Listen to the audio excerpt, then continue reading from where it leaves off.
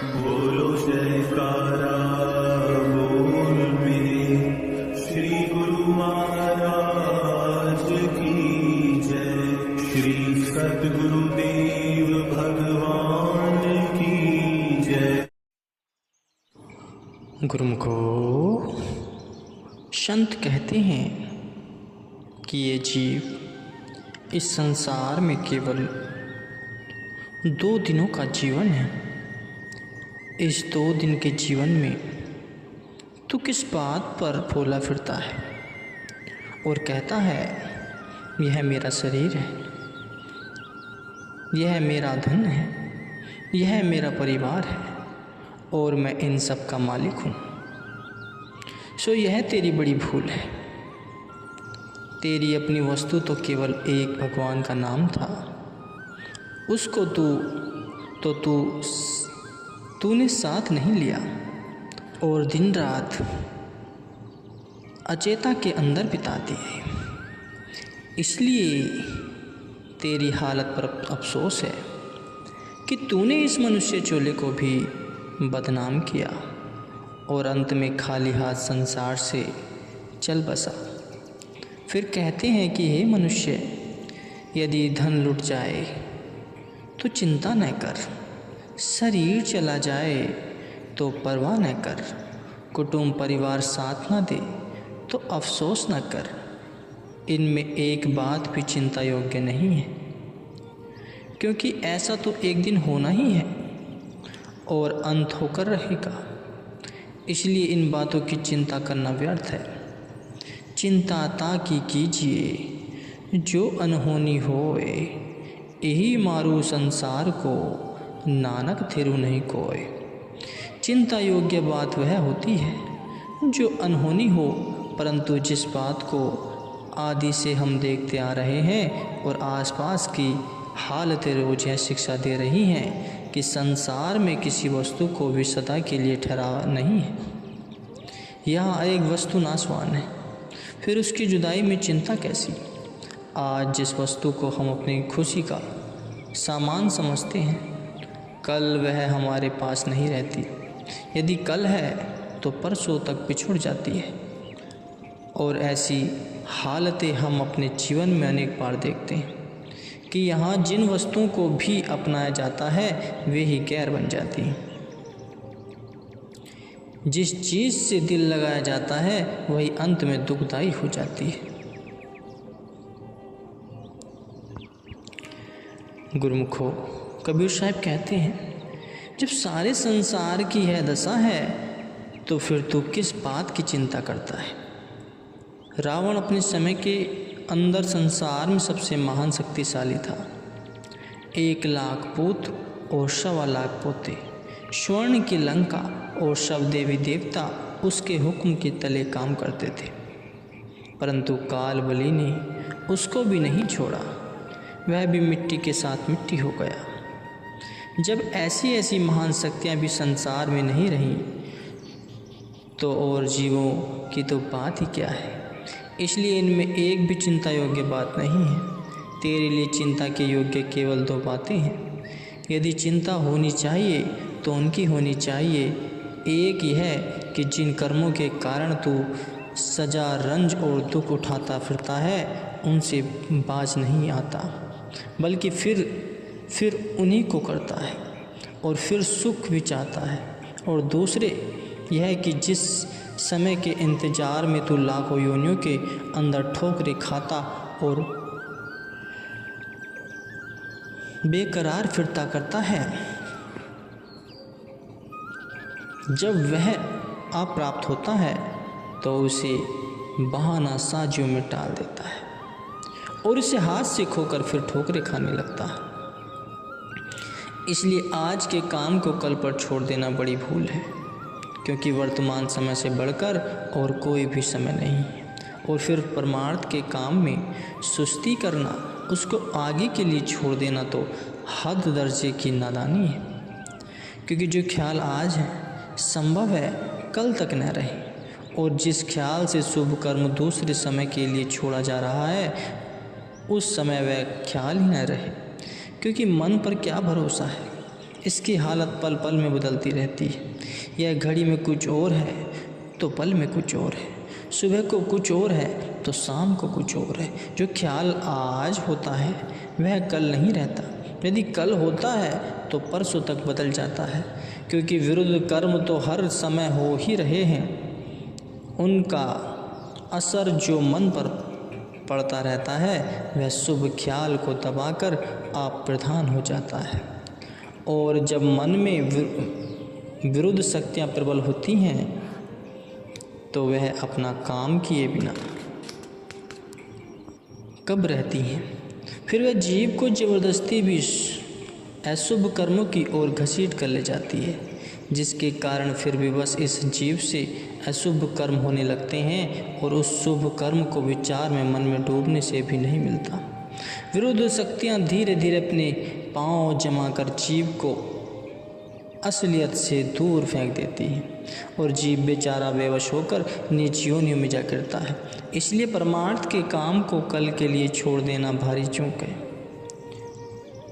इसका परिणाम सिवाय परेशानियों के और कुछ भी नहीं है, क्योंकि इस समय हर घड़ी परिवर्तन में रहता है और न मालूम कल को क्या होने वाला है। मानुष्य कुछ सोचता है और ईश्वर को कुछ और मंजूर होता है।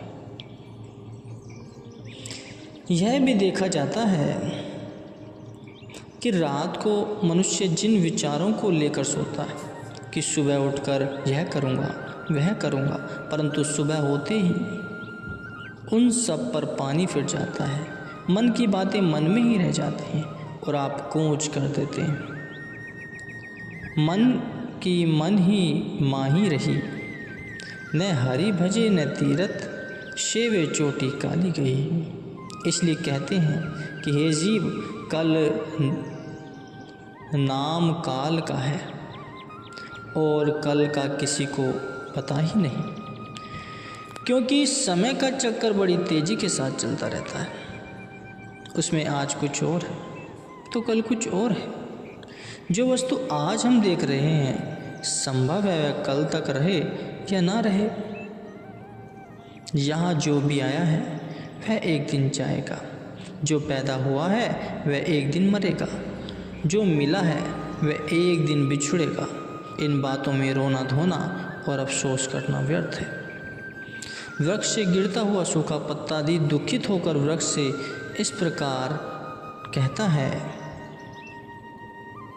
कि पात कहे सुनो वृक्ष राय, सदा रहो भरपूर, सबके बिछड़े कब मिले, हम नीचे तुम दूर। तब वृक्ष ने मुस्कुराते हुए जबान खोली और उत्तर दिया कि वृक्ष कहे सुन पतराए, सुनो हमारे मीत, एक आया एक चाल सी, यही जगत की रीत। संत उपदेश करते हैं कि हे मनुष्य, इस ख्याल को मन से निकाल दे कि जो कुछ करेगा ईश्वर करेगा या जो कुछ करेगा देव करेगा। यह आवाज़ आलसी लोगों की है। वास्तव में तो आप ही अपना ईश्वर है और आप ही अपना देव है। तुझसे भिन्न और कोई देव नहीं है न ईश्वर है, जिनके ख्याल से तू हाथ पर हाथ धर कर बैठा हुआ है। यह जन्म तुझको शिकायत करने और ठंडे सांस लेने के लिए नहीं मिला, बल्कि काम करने के लिए मिला है। इसके अंदर काम करना है और वह काम अब भी हो सकता है। इसलिए वर्तमान समय की कदर करनी चाहिए और अपने काम में लगकर अपनी आत्मा की छिपी हुई शक्तियों को प्रकट करना चाहिए। जो समय व्यतीत हो गया सो हो गया, वह अब हाथ आने का नहीं है। उसकी तरफ मुड़ मुड़ कर देखना गलती है, क्योंकि जो तीर एक बार हाथ से छूट गया वह वापस नहीं आ सकता। उसका अफसोस करना व्यर्थ है। जो तीर बाकी है उनसे काम लेना चाहिए। रंज के आंसू बहाने से न कभी कुछ बना है और न बनेगा, बल्कि जो समय मिला हुआ है वह भी हाथ से निकल जाएगा, और जो कुछ इसमें हमने करना है वह भी न हो सकेगा, और अंत में अफसोस के हाथ मलते हुए संसार से कूच करना पड़ेगा। यह मनुष्य सांसारिक खुशियों की तलाश में मारा मारा फिरता है और रो रो कर कहता है कि हाय मेरे हाथ से समय निकल गया। जीवन के आनंद प्राप्त न किए और खुशी न देखी। परंतु संत कहते हैं, मित्र जरा यह तो बता कि संसार में किसने समय नहीं खोया, और यहाँ कौन ऐसा हुआ है जिसकी ज़ुबान पर मरते समय यह गिला नहीं रहा कि हाय मेरे मन की बात मन में ही रह गई और जीवन ने साथ नहीं दिया। अरे भाई, यह जीवन कब तक तेरा साथ देगा? अंत इसकी भी कोई अवधि है। यदि पहली आयु में तूने सांसारिक कर्म को खत्म नहीं किया तो व्यर्थ में वृद्ध अवस्था में उनसे अलग होने का तेरे पास क्या सबूत है?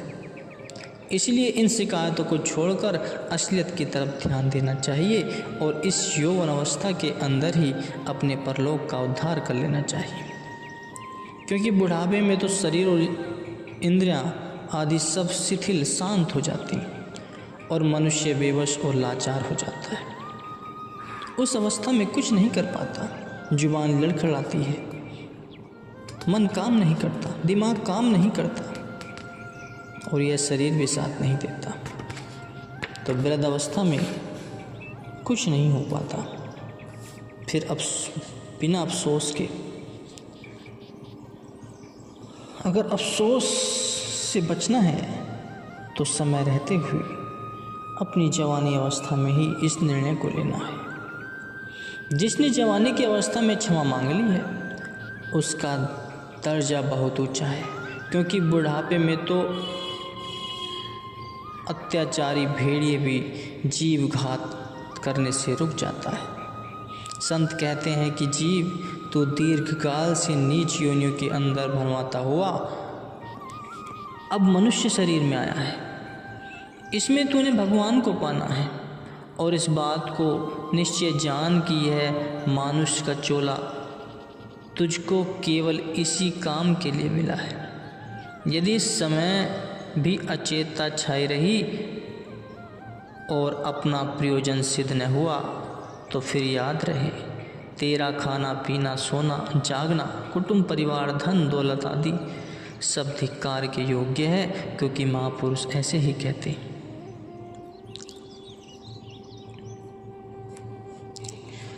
महापुरुष इन चीज़ों में अपने समय को बर्बाद नहीं करते। वे समय की कीमत को जानते हुए समय को प्रयोग में लाते और सबको उस समय को प्रयोग में लाने के लिए एक मार्ग बताते हैं। भजन अभ्यास का मार्ग, भक्ति का मार्ग, जिससे अपने मन को केंद्रित करके उस परमात्मा में विलीन होने का एक मार्ग है। इस जीवन को साकार करने का मार्ग है। संत इस मनुष्य शरीर को संवारने का काम करते हैं। जो संतों की शरण में चला जाए उसका जीवन सफल हो जाता है। जो मन से और अपने इस लालसा को दिलो दिमाग से निकाल के भक्ति के मार्ग पर चलता है, वो परमार्थ को प्राप्त कर लेता है। उसके बीच में कोई रुकावट नहीं आती। जो अपने मन को भटकाता रहते हैं और सांसारिक वस्तुओं में उलझे रहते हैं वे कहीं के नहीं हो पाते। वे सीधे काल के मुंह में जाके और 84 लाख योनियों की यातनाएं सहते हैं। उनका जीवन में आना ना आना एक समान हो जाता है। तो इसलिए गुरुमुख हो, संत महापुरुषों के वचन के अनुसार चलते हुए, उनके बताए हुए मार्ग पर चलते हुए कुछ समय उस परमार्थ को याद करने के लिए निकालना बहुत आवश्यक है।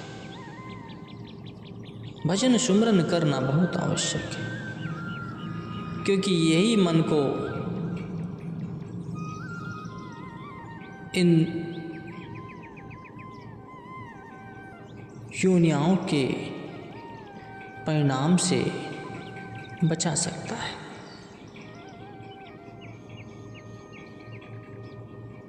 इन यातनाओं से बचना है तो संतों के वचनों पर चलो, वही तुम्हें सही मार्ग दिखाएंगे और तुम्हें परमार्थ तक का रास्ता वही बताएंगे।